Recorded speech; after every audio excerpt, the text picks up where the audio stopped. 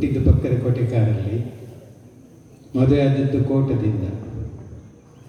ಯಾಕೆ ಹೇಳಿದೆ ಅಂತಂದರೆ, ನಾನು ಶಿವಳ್ಳಿ, ನೀನು ಸ್ಥಾನಿಕ, ಹಾಗಾಗಿ ನೀವು ಯಾಕೆ ಕೋಟದಿಂದ ತಂದ್ರಿ ಅಂತ ನಮ್ಮ ಅಮ್ಮನನ್ನು ಯಾರ ಕೇಳಿದರು. ಇಲ್ಲ, ಕಾರವಾರಿಗೆ ಹೋಗಬೇಕಂತಿತ್ತು, ಕೋಟದಲ್ಲಿ ಸಿಕ್ಕಿದ್ರಿಂದ ಅಲ್ಲೇ ನಾವು ಸೆಟ್ಲ್ ಆದೆವು ಅಂತ. ಯಾಕೆ ಹೇಳಿದೆ ಅಂತಂದರೆ, ಇವತ್ತಿನ ನಾಟಕದಲ್ಲಿ ಕೂಡ ನೀನು ನಾನು ಬೇರೆ ಅಲ್ಲ, ನಾವೆಲ್ಲ ಒಟ್ಟಿಗೆ ಇರಬೇಕು ಅಂತ ಸಂದೇಶ ಇರೋದ್ರಿಂದ ಹಾಗೆ ನಾನು ಶುರು ಮಾಡಿದ್ದೆ. ಯಾಕಂದರೆ 8-9 ಭಾಷೆ ಮಾತನಾಡಲಿಕ್ಕಿದ್ದರೂ ಅದೇ ಭಾಷೆಗೆ ಅದರದ್ದೇ ಆದ ಸೊಗಡೆ ಇರ್ತದೆ. ಇಂಗ್ಲೀಷಲ್ಲಿ ಯಕ್ಷಗಾನ ಮಾಡಿದ್ದನ್ನು ನಿನ್ನೆ ಕೆಲವರು ನೋಡಿರಬಹುದು, ಆದರೆ ಕನ್ನಡಕ್ಕೆ ಕನ್ನಡದ ಆದ ಸೊಗಡು, ತುಳುವಿನ ಆದ ಸೊಗಡು ಇರ್ತದೆ. ಇಂಗ್ಲೀಷ್ ಮೆಡಿಸಿನನ್ನು ಕನ್ನಡದಲ್ಲಿ ಹೇಳಲಿಕ್ಕೆ ಎಷ್ಟು ಕಷ್ಟ ಆಗ್ತದೆ, ಹಾಗೆ ಕೆಲವು ವಿಚಾರಗಳನ್ನು ಕನ್ನಡದಲ್ಲಿ ಹೇಳಲಿಕ್ಕೆ ಬಯಸುವಾಗ ಅವನು ತುಳುಟು ಕಂಡ್ರೆ ಆಪ್ನಂದಿದ್ದೆ ಆಯ್ತು, ಪೊರ್ಲು ಚೂರ ಅಂಚೆ ಒಪ್ಪರ. ಎಸ್, ದೀಪಾವಳಿ ಹಬ್ಬ ಏನು ವಿಶೇಷ ಅಂತ ಈಗ ಹೇಗಾಗಿ ಆಗಿದೆ. ಹಾಗಾದ್ರಿಂದ ದೀಪ ಆವಳಿ ಅಂದರೆ ಸಾಲಾಗಿರಬೇಕಾದ್ದು, ಒಂದು ಸಮೂಹವಾಗಿರಬೇಕಾದ್ದು. ದೀಪಗಳ ಆವಳಿಯ ಜೊತೆಗೆ ಆ ಹಬ್ಬದ ಆಚರಣೆಗೆ ಒಂದು ಗೂಟಕ್ಕೆ ಕಟ್ಟಲಿಕ್ಕೆ 2 ಗೂಳಿಗಳನ್ನು ಕರ್ಕೊಂಡು ಬಂದಿದ್ದೇವೆ. ಈ ಏನು ಆ ದೀಪ ಆವಳಿಯ ಜೊತೆಗೆ ಹಾತೆಗಳ ಹಾವಳಿಯೂ ಇರ್ತದೆ ನೋಡಿ. ಪ್ರಕೃತಿಯನ್ನು ನೀವು ಯಾವತ್ತೂ ಸಹ ಗಮನಿಸ್ತಾ ಹೋದ ಹಾಗೆ ನಿಮಗೆ ಒಂದು ವಿಷಯ ಗೋಚರ ಆಗ್ತದೆ. ಯಾವಾಗಲೂ ಪ್ರಕೃತಿಗೆ ನಾವು ಹೊಂದಿಕೊಂಡು ಹೋದಾಗ ಕೂಡ ಪ್ರಕೃತಿ ಅದರದ್ದೇ ಒಂದು ಸಂಯೋಜನೆ ಬದುಕನ್ನು ಬದುಕಿಸ್ತಾ ಹೋಗ್ತದೆ. ನಾವು ವಿಕೃತಿ ಮಾಡಲಿಕ್ಕೆ ಹೋಗಿ ಸಂಸ್ಕೃತಿಯಲ್ಲಿ ವ್ಯತ್ಯಾಸ ಆಗ್ತಾ ಹೋಗ್ತಾ ಉಂಟು. ಇದು 2ನೇದು ನನ್ನ ಖೇದ. ಹಾಗಾಗಿ ಪ್ರಕೃತಿಯನ್ನು, ಪರಮಾತ್ಮನನ್ನು ಗೌರವಿಸಬೇಕು ಅಂತಾಗುವಾಗ ಪ್ರಕೃತಿಯ ಪ್ರತಿಕೃತಿಯಾದ ಪರಮಾತ್ಮನ ಆ ಒಂದು ಮೂರ್ತಿಯನ್ನು ನಾವು ಪೂಜಿಸ್ತೇವೆ. ಎಷ್ಟೋ ಆಧುನಿಕತೆಯಲ್ಲಿ ಚಾಟ್ GPT, ವಾಟ್ಸ್ಆ್ಯಪ್ ಈ ತರುಣರ ಹತ್ರ ಮಾತಾಡುವಾಗ ನಾನು ದೇವರು ನಂಬುವುದಿಲ್ಲ ಹೇಳ್ತಾರೆ. ದೇವರು ನಂಬುವುದಿಲ್ಲ ಅಂತಾದರೆ ನಿನ್ನನ್ನು ನೀನು ನಂಬ್ತೀಯ ಅಂತ ಕೇಳ್ತೇನೆ. ಯಾಕಂದರೆ why don't see why I should. ಇದು ಆಧುನಿಕತೆಯ ಒಂದು ಹೊರಟುತನ. ನಾಳೆ ತಲುಪಾಡಿಲ್ಲ ಹಾಗೆ ಶಿಕ್ಷಣ ವಿದ್ಯಾರ್ಥಿಗಳಿಗೆ 1 ಗಂಟೆ ಮಾತನಾಡಲಿಕ್ಕೆ ಹೇಳಿದ್ದಾರೆ.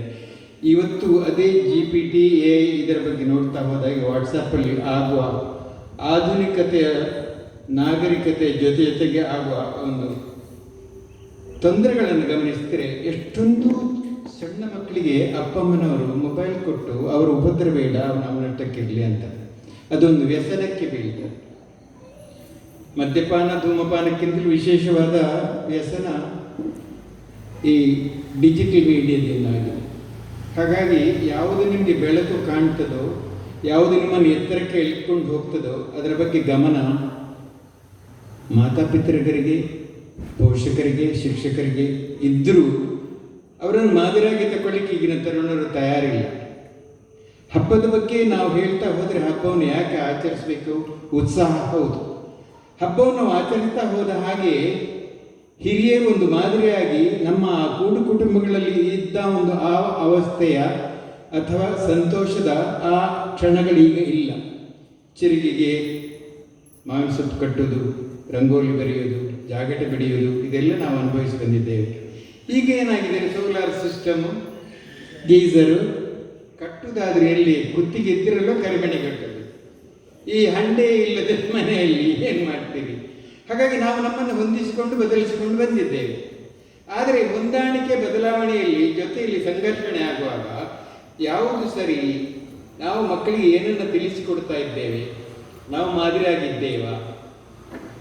ಆ್ಯಕ್ಚುಲಿ ಯಾವುದೇ ಸಮಾರಂಭಕ್ಕಾಗುವಾಗ ತರುಣರ ಸಂಖ್ಯೆ ಕಡಿಮೆ. ನಾ ಬರೋದಿಲ್ಲ, ನನ್ನನ್ನು ಬಿಡು ಅಂತ ನಾವು ಒತ್ತಾಯ ಮಾಡೋದಿಲ್ಲ. ಯಾಕೆಂದರೆ ನಾವು ಜಬರ್ದಸ್ತಿಲಿ ನಮ್ಮ ಸಂಸ್ಕಾರವನ್ನು ಅವರ ಗಂಟಲಿಗೆ ಇಳಿಸಲಿಕ್ಕೆ ಹೋದರೆ ವಿರೋಧ ಇನ್ನೂ ಜಾಸ್ತಿ ಆಗ್ತದೆ. ತಾರುಣ್ಯದನ್ನು ನಾನು ಯಾವತ್ತೂ ಇಂಗ್ಲೀಷಲ್ಲಿ ವಿದ್ಯುತ್ ಅಂತ ಹೇಳ್ತೇನೆ. ವಿದ್ಯುತ್ ಸ್ಟರ್ರಿಂಗ್, ಯಂಗ್ಸ್ಟರ್. ಹಾಗಾಗಿ ಈ ಯುವ ಪೀಳಿಗೆಯನ್ನು ಬೆಳೆಸ್ತಾ ಹೋಗುವಾಗ ಬರೀ ಹಬ್ಬದ ಆಚರಣೆ ಜೊತೆಗೆ ನಮ್ಮ ಜವಾಬ್ದಾರಿಯನ್ನು ಹೆಚ್ಚಿಸ್ತಾ ಹೋದ ಹಾಗೆ, ನಾವು ಅವರ ಬಗ್ಗೆ ಗಮನಿಸ್ತಾ ಹೋದ ಹಾಗೆ, ನಮ್ಮ ಆಧ್ಯಾತ್ಮಿಕ ನಾವು ಬೆಳೆಸಿಕೊಂಡದ್ದನ್ನು ಉಳಿಸಿಕೊಂಡದ್ದನ್ನು ಅವರಿಗೆ ಹಸ್ತಾಂತರ ಮಾಡಬೇಕಾದ್ರೆ ಎಷ್ಟೊಂದು ಜವಾಬ್ದಾರಿಯನ್ನು ಉಂಟು. ಆಚರಣೆ ಏನೋ ಹೌದು, ಉತ್ಸಾಹ ಹೌದು. ಇದೇ ಉತ್ಸಾಹ ದಿನನಿತ್ಯ ನಮ್ಮತ್ತೆ ಇರ್ತದ? ಉತ್ಸವವನ್ನು ನಾವು ಆಚರಿಸಿದ ನಂತರ ವೈಯಕ್ತಿಕ ಜೀವನೋತ್ಸಾಹವನ್ನು ಕಾಪಾಡಿಕೊಳ್ಬೇಕಾದ್ರೆ ಆಧ್ಯಾತ್ಮಿಕತೆಯ ಜಪ, ಪೂಜೆ, ಪಾರಾಯಣ ಎಲ್ಲವೂ ಬೇಕಾಗ್ತದೆ. ಆದರೆ ಇಲ್ಲಿ ಉಪನಯನ ಆದ ಕೂಡಲೇ ಮರುದಿವಸ ಮಳೆಯಲ್ಲಿ ಅವ ಇಲ್ಲಿ ಅಮೆರಿಕದಲ್ಲಿದ್ದಾನೆ. ಆಮೇಲೆ ಮದುವೆಗೆ ಆಗಬೇಕು ಬರೋದು. ಕೆಲವು ಸಲ ಮದುವೆಗೆ ಆಗೋಗಲೇ ಉಪನಯನ ಮಾಡುವ ಸಂಸ್ಕಾರ ಕೂಡ ಬಂದಿದೆ. ನಾವು ಎಷ್ಟು ಹಿಂದೆ ಹೋಗಿದ್ದೇವೆ, ಆಧುನಿಕರಾಗಿದ್ದೇವೆ ಹೌದು, ಆದರೆ ನಮ್ಮ ಸಂಸ್ಕಾರದ ಬೇರು ಹುಳ ಹಿಡಿದಿದೆ. ಹೌದಲ್ಲ? ಒಪ್ಪಿಕೊಳ್ಳಲಿಕ್ಕೆ ತಯಾರಿಲ್ಲ ಅಂತಾದರೂ ಅನುಭವಿಸ್ತಾ ಇರುವುದನ್ನು ಸತ್ಯ ಅಂತ ಹೇಳಲೇಬೇಕಾಗ್ತದೆ. ಹಾಗಾಗಿ ಗಂಗೆ, ಗೀತೆ, ಗಾಯತ್ರಿ, ಗೋವಿಂದ ಈ 4 ಗಕಾರಗಳನ್ನು ನೆನೆಸ್ತಾ ಇದ್ದರೆ ತಾರುಣ್ಯದಲ್ಲಿ ಇರುವ ಮಕ್ಕಳಿಗೆ ನಮ್ಮ ಜವಾಬ್ದಾರಿಯುತವಾಗಿ ತಿಳಿಸುವುದನ್ನು ಕರ್ತವ್ಯಪೂರ್ವಕ ತಿಳಿಸಬೇಕು. ಅವರು ಏನಾಗ್ತಾರೋ ಅವರ ಆಮೇಲೆ ಅದು ಅವರವರಿಗೆ ಬಿಟ್ಟದ್ದು. ಅದಕ್ಕೋಸ್ಕರ ನಾನು ಯಾವತ್ತೂ ಪ್ರಯತ್ನ ಮಾಡಿ ಕೊನೆಗೆ ಮಾಡುವಾಗ ಕೂಡ ಯತ್ಕೃತಂ ಯತ್ಕರಿಷ್ಯಾಮಿ ತತ್ಸರ್ವಂ ನ ಮಯಾ ಕೃತಂ ತ್ವಯಾ ಕೃತಂ ತು ಫಲಭುತ್ವಮೇವ ಮಧುಸೂದನ. ದೇವರೇ ನಿನ್ನ ಆಟಕ್ಕೋಸ್ಕರ ನನ್ನನ್ನು ಸೃಷ್ಟಿಸಿದ್ದಿ.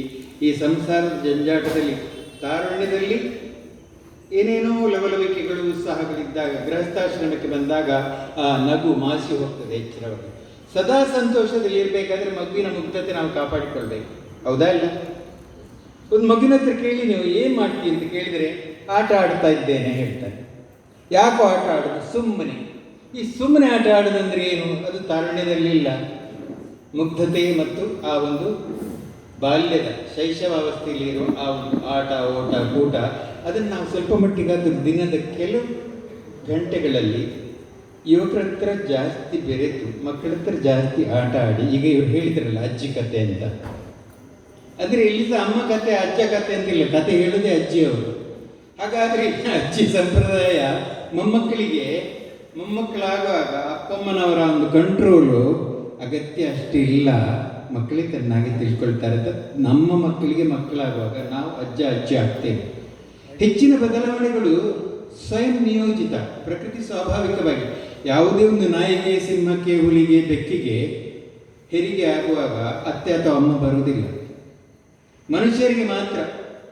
ಯಾವುದೇ ಪ್ರಾಣಿ ಹುಟ್ಟಿದ ಕೆಲವೇ ಗಂಟೆಗಳಲ್ಲಿ ಜಿರಾಫೆ ಕೂಡ ಅದನ್ನು ಒದೀತದೆ ಮರಿ ಹುಟ್ಟಿದ ಕೂಡ. ಯಾಕಂದರೆ ಆ ಎತ್ತರದ ಕತ್ತನ್ನು ಎತ್ತಿ ಹಿಡಿಬೇಕಾದ್ರೆ ಗುರುತ್ವಾಕರ್ಷಣೆ ವಿರೋಧವಾಗಿ ಅದು ನಿಲ್ಬೇಕಾಗ್ತದೆ. ಬೆಕ್ಕಿಗೆ ಯಾರು ಅದು ಬದಲಿಸು, ನಾಯಿಗೆ ಕಾಲೆತ್ತಿ ಉಚ್ಚ ಹೊಯ್ಯು ತಪ್ಪಾಗಿ ತಿಳಿಬಾರ್ದು. ಪ್ರಕೃತಿ ಸ್ವಭಾವವಾಗಿ ಸಹಜವಾಗಿ ಆ ಒಂದು ಸ್ವಯಂ ಪ್ರಜ್ಞೆ ಎಲ್ಲದರಲ್ಲಿಯೂ ಇರ್ತದೆ. ಮನುಷ್ಯರ ಮಕ್ಕಳು ಮಾತ್ರ 1.5 ವರ್ಷ ಆದರೂ ಬದಿಗೋಗೋಗಿ ಬೀಳ್ಬೇಡ, ಮಾಡಬೇಡ, ಎಚ್ಚರಿಕೆ ಕೊಡಬೇಕು. ಇಲ್ಲಿ ಹೋಗ್ತದೆ ಆ ಸ್ವಯಂ ಪ್ರಜ್ಞೆ. ಅದೇ ನಿಧಾನವಾಗಿ ಬೆಳೆದ ಮೆದುಳು ತಾರುಣ್ಯಕ್ಕಾಗುವಾಗ ಎಲ್ಲೋ ಕಲುಷಿತವಾಗಿ ಹಾಳಾದ ಹೆಚ್ಚು ಯುವಕರನ್ನು ಕಂಡಾಗ ನನಗೂ ಮನಸ್ಸಿಗೆ ತುಂಬ ಬೇಸರ ಆಗ್ತದೆ. ನಾವೇನೋ ಗೆದ್ದು ಬಂದೆವು. ನಾನು ಎಷ್ಟೋ ಸಲ ಹೇಳೋದನ್ನು ಸಂತೋಷದಲ್ಲಿದ್ದೇನೆ. ಹೇಗೆ ಸರ್? ಕಳೆದಷ್ಟು ಕಳೀಲಿಕ್ಕೆ ಇಲ್ಲ. ಅಯ್ಯೋ ನಾನು ಯಾವಾಗ ಸಾಯ್ತೇನೆ ಅಂತ ಯೋಚನೆ ಬರೋದಿಲ್ಲ ನನಗೆ. ಯಾಕಂದರೆ ಸತ್ತು ಬದುಕಿ ನನಗೆ 4 ಸಲ ಅಭ್ಯಾಸ ಆಗಿದೆ. ಹೃದಯದ ಶಸ್ತ್ರಚಿಕಿತ್ಸೆ ನನಗೆ 18 ವಯಸ್ಸಲ್ಲಿ ಆಗಿದೆ. ಹಾಗಾದ್ರೆ ಎಲ್ಲಿಲ್ಲದ ಧೈರ್ಯ, ಗಂಡ ಧೈರ್ಯ ಅಲ್ಲ. BCom ಬಿಟ್ಟು ಡಾಕ್ಟರ್ ಆಗಿ ಬೇಕಾದಷ್ಟು ಜನ ಸೇವೆ ಮಾಡಿ, ಇದಕ್ಕೆ ಕೃತೆ ಧ್ಯಾನ, ತ್ರೇತೆ ಯಜ್ಞಂ, ದ್ವಾಪರೆ ಅರ್ಚನಂ, ಕಲಿಯುಗಿ ನಾಮ ಸಂಖ್ಯೆ. ಎಷ್ಟೊಂದು ಸರಳವಾಗಿದೆ ಅಂತ ಹೇಳ್ತಾರೆ ಜೀವನ. ಈಗ ದೇವರನ್ನು ಗೆಲ್ಲಬೇಕಾದ್ರೆ ಬರೀ ನಾಮ ಸಂಖ್ಯೆ ಇದ್ದು ನಾಮಸ್ಮರಣೆ ಸಾಕು. ಹಾಗೆಂತೇಳಿ ಯುದ್ಧ ಮಾಡಬೇಡಿ ಅಂತಲ್ಲ. ಲಲಿತ ಸಹಸ್ರನಾಮ, ವಿಷ್ಣು ಸಹಸ್ರನಾಮ, ಅದು ಇದು ಎಲ್ಲವೂ ಮಾಡಬೇಕು. ವಯಸ್ಸಾಗ್ತಾ ಹೋದಾಗೆ ಮೊದಲಿನ ಹುರುಪು ಇರುವುದಿಲ್ಲ. ಯಾರು ಮಾಡಿಕೊಟ್ರೆ ತಿನ್ನುವ ಅಂತ ಕಾಣ್ತದೆ. ಆದರೆ ಆ ಆಲಸ್ಯವೇ ನಿಮ್ಮನ್ನು ಲವಲವಿಕೆ ನೀವು ಯಾವತ್ತೂ ಕುದಿಸ್ಕೊಳ್ಬಾರ್ದು. Always develop self love. ನಮ್ಮನ್ನು ನಾವು ಪ್ರೀತಿಸ್ಕೊಳ್ಬೇಕು. ಅದು ಹ್ಯಾಪಿನೆಸ್ ಇಸ್ ಹೆಲ್ತ್. ಆರೋಗ್ಯದ ದೃಷ್ಟಿ. ಎಷ್ಟು ಹ್ಯಾಪಿಯಾಗಿದ್ದೀರಿ? ಚಪ್ಪಾಳೆ ಹೊಡೆದ್ರೆ ಕೂಡ ಚಪ್ಪಾಳೆ ಯಾಕೆ ಹೊಡಿಬೇಕಂದ್ರೆ it's an expression of happiness. ಎಷ್ಟೋ ಸಲ ನಾನು ನೋಡ್ತೇನೆ, ನಮ್ಮ ಮಕ್ಕಳು ವೇದಿಕೆಗೆ ಹೋದಾಗ ಉಳಿದವರು ಚಪ್ಪಾಳೆ ಹಾಕ್ತಾರ ನೋಡ್ತಾರೆ. ನಮ್ಮ ಮಕ್ಕಳು KGಯಲ್ಲಿ ಮೇಲೆ ಹೋಗುವಾಗ ಹಾಕಿದ ಚಪ್ಪಾಳೆ ಇನ್ನೊಬ್ಬರ ಮಕ್ಕಳು ಹೋದಾಗ ನಾವು ಸುಮ್ಮನೆ ನೋಡ್ತಾ ಇರ್ತೇವೆ. ಈ ತಾರತಮ್ಯ ಯಾಕೆ ಎಲ್ರಿಗೂ ಒಂದೇ ಥರ ಅಂತ ಕಾಣಿಸೋದಿಲ್ಲ ಹೇಳಿ? ಇಲ್ಲೇ ಬರೋದು ವ್ಯತ್ಯಾಸ. ಈಗ ಕೂಡ ವೈಭವೀಕರಣದ ಆ ಒಂದು LKG UKG ಶಿಕ್ಷಣವನ್ನು ನೋಡಿದರೆ ಸೂಟ್ ಹಾಕಿ ಕೋಟ್ ಹಾಕಿ ಅವರಿಗೆ ಕಷ್ಟ ಅಂದರೆ ಏನೊಂದು ಗೊತ್ತಿಲ್ಲದೆ ಬೆಳೆಸಿ ಮದುವೆ ಆದ ಮೇಲೆ ಕಷ್ಟ ಬರ್ತದೆ ಅಲ್ಲ, ಇಲ್ವಾ? ಹೌದಾ? ಹೌದು. ಹಾಗಾದರೆ ಯಾಕಂದ್ರೆ ಹೇಳಿದರೆ ನಾನು ಒಂದು 5 ನಿಮಿಷ ಮಾತಾಡ್ಬೋದಿಲ್ಲ, ಇಲ್ಲ ನಿಮ್ಮ ಟೈಮ್ ನಾನು ತಗೊಳ್ಳೋದಿಲ್ಲ. ನಾ ಮೈಸೂರಲ್ಲಿ ಪ್ರಾಕ್ಟೀಸ್ ಮಾಡುವಾಗ ಬಹಳ ದೂರದ ಹೋಟೆಲಿಯರೊಬ್ಬರು ಹೋಟೆಲಿಂದ ಆರ್ಡರ್ ಮಾಡಿದ್ರೆ ಮಸಾಲೆ ದೋಸೆ ಬರ್ತದೆ, ಜಾಮೂನ್ ಬರ್ತದೆ, ಇಂಥದ್ದು ಬರ್ತದೆ. ಬಹಳ ಭರ್ಜರಿ ಮದುವೆ ಮಾಡಿದರು. 1 ತಿಂಗಳಾಗುವಾಗ ಅತ್ತೆ ಹೇಳ್ತಾರೆ, ಮಗ ಇದು ನನಗೆ ಕರ್ತವ್ಯ ಆಯಿತು, ನಿನಗೆ ಮದುವೆ ಮಾಡಿಸಿ. ಮೊದಲು ನಿನ್ನನ್ನು ಮಾತ್ರ ನಾನು ನೋಡ್ಕೊಳ್ಬೇಕು, ಅವಳನ್ನು ನೋಡಿಕೊಳ್ಬೇಕು. ಹೇಳುವುದೇ ನಿಧಾನ. ಅಕ್ಕಿ ತೊಳೆಯುವುದು ಅಂತೇಳಿ ಹೇಳಿದರೆ ಯಾವ ಸೋಪ್ ಹಾಕಲಿ ಅಂತ ಹೇಳ್ತಾಳೆ ಅವಳು. ಹಾಗಾಗಿ ನಾ ಏನು ಮಾಡೋದು ಅಂತ ವಾಪಸ್ ಕಳಿಸ್ಲಿಕ್ಕಾಗೋದು, ಕರ್ಮ ಸಂಬಂಧ. ವಿಮಾನ ಟಿಕೆಟ್ ಮಾಡಿ ತಂದು ಕೊಟ್ಟರು. ಮಗಳೇ, ಈ ಜನ್ಮದಲ್ಲಿ ನೀನು ನನಗೆ ಸೊಸೆ, ನನ್ನ ಮಗನೇ ನೀನು ಹೆಂಡತಿ, ಸ್ವಲ್ಪ ಕಲ್ತುಕೊಂಡು ಬಾ ಅಂತ. ಇದು ಅವಸ್ಥೆ ಬೇಕಾ?